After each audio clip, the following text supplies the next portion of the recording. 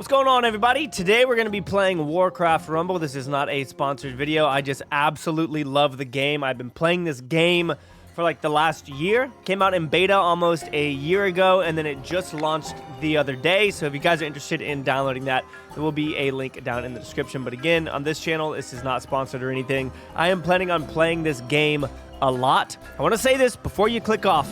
I know that the UI of this looks like Clash Royale. That is because Clash Royale perfected what it looks like to lay things out on a mobile device with the bar at the bottom, the information at the top, all of that kind of stuff. While that does look like Clash Royale, this gameplay is significantly different, and I cannot wait to go over it with you guys. Real quick basics, you have a deck with a champion or a leader, and you can see all of these leaders up here at the top of the board that you unlock as you play. And then those leaders have very specific abilities. They also have talents that you can unlock as you play, which can fit different play styles and all that kind of stuff.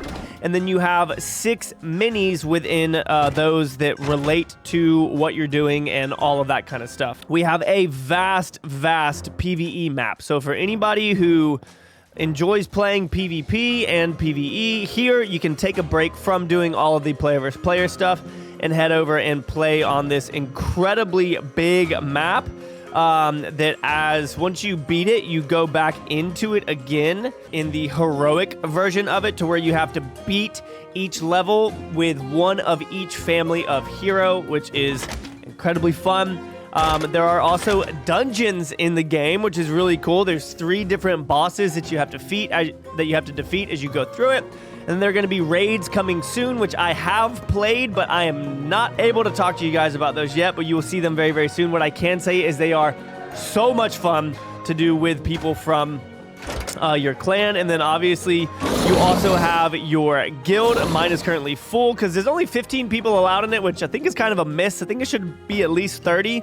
But you work together, and as you do PvP and use these different families, so you have the Alliance, you have the Horde, BlackRock, all of that kind of stuff. As you play with them, you unlock things like this time you got to unlock the new hero, which is really cool. Didn't have to pay for it or anything like that. You just played with your friends and you got to unlock it. But today what we're going to do is we're going to go into PvP. We're going to play a couple of matches. The cool thing about PvP is that your rating is based off of your top 3 leaders that you end up using. So you can't just be a one trick and push all the way up with one. You need to be good at 3 different leaders in order to boost up your rank. So you can see I'm 1779, 1684, and 1595. That is what categorizes my rank in this game. Not all of them, but that in itself. So I am trying to get my Hogger up, but I think we'll go ahead and start off with... Let's start off with old Murkai here. Okay, so Murkai is a Murloc in the World of Warcraft universe, and this deck is really cool. You play Murkai, and then the number of units you play after that, or the number of minis you play after that, spawns a whole bunch of other Murlocs that can fight for you. So it's kind of like a bridge spammy type thing. But let me show you guys what the actual game looks like at this point. So there are capture points that you need to get, and there's also economy. So you can see there are 2 chests in the middle and some gold as well. The gold mines can only be taken by a certain number of units in the game, depending on how you upgrade them. And then the chests can be taken by anything on the ground as well. And then we've got our 2 towers over here on the side, which we have to attack and defend and all that kind of stuff. So I'm going to go ahead and steal this one from them.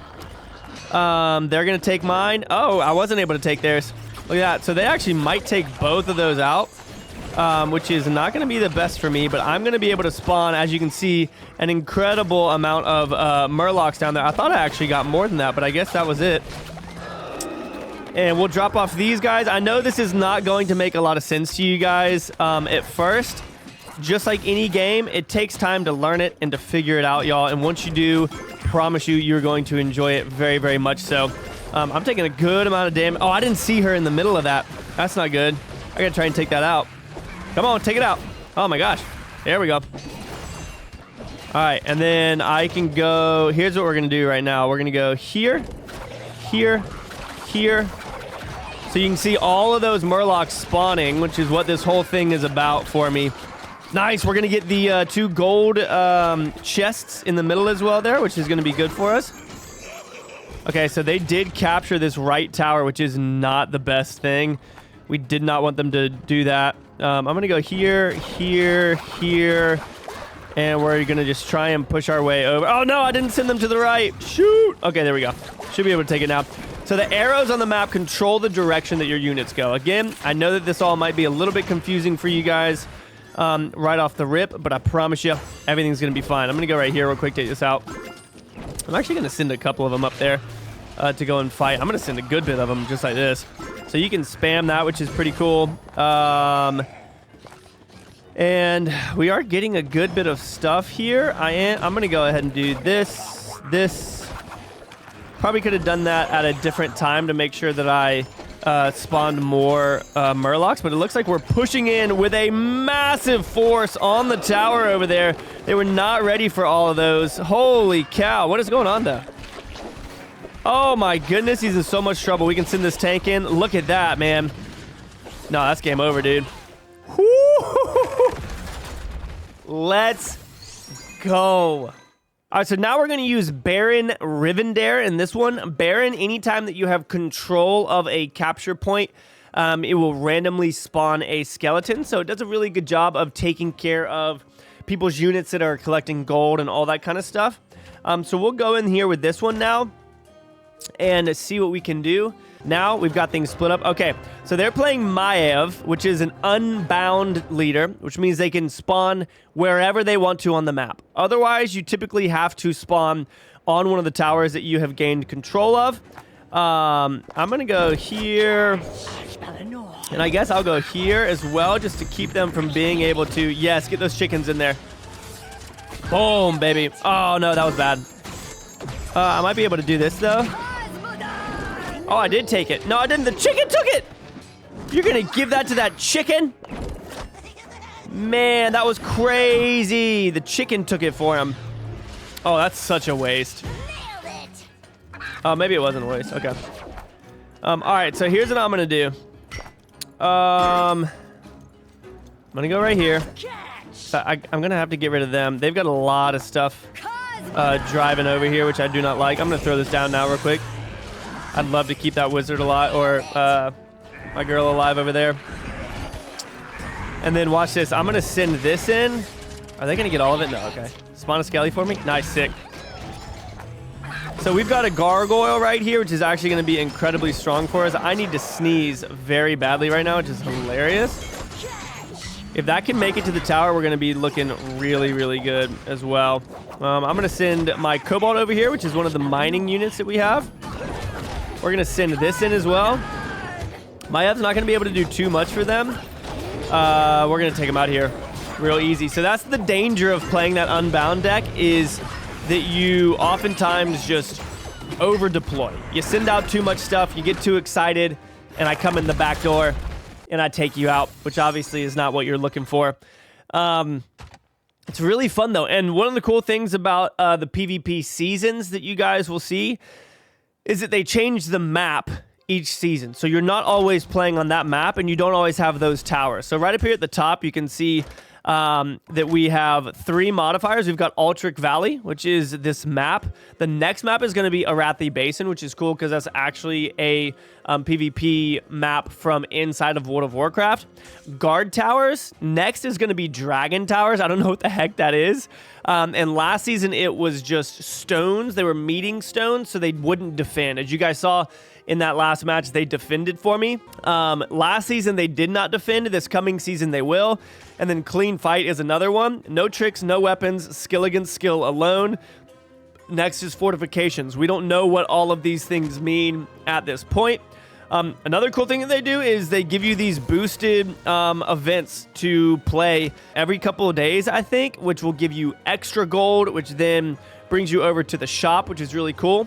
I really like the way that they do the shop in this game.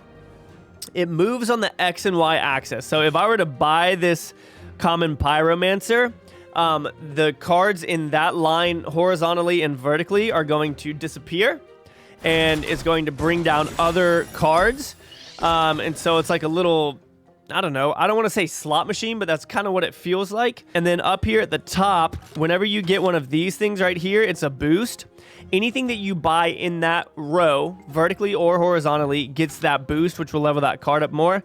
I would like to get Harpies because they're actually incredibly good. When you get one of the modifiers for Harpies, it allows you to mine the gold, which is incredible. So we're going to level those up with that. And then if you want to save multiple things on the board, you can always hit move, and you can move it to another location. So as long as it's not in that XY axis of something that you want to buy, then you'll be good to go there. Obviously, just like any other game, they have lots of stuff that you can purchase within the game with your gold. They do daily offers. I think this changes, yeah, every 4 hours. Every 4 hours, you get a little update there, which is sick.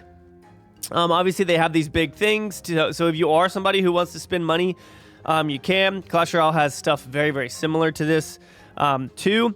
I'm going to buy this one for 500 gold just so y'all can see. This is a Mega Tomb, which gives you random cards of that family. So these are all going to be from the Wild family. So we're going to buff Hogger there. I'm going to go ahead and buff this. I guess they aren't all from that family, but I think you get a choice of Wild every time. Nice. We're going to get old Murkai here.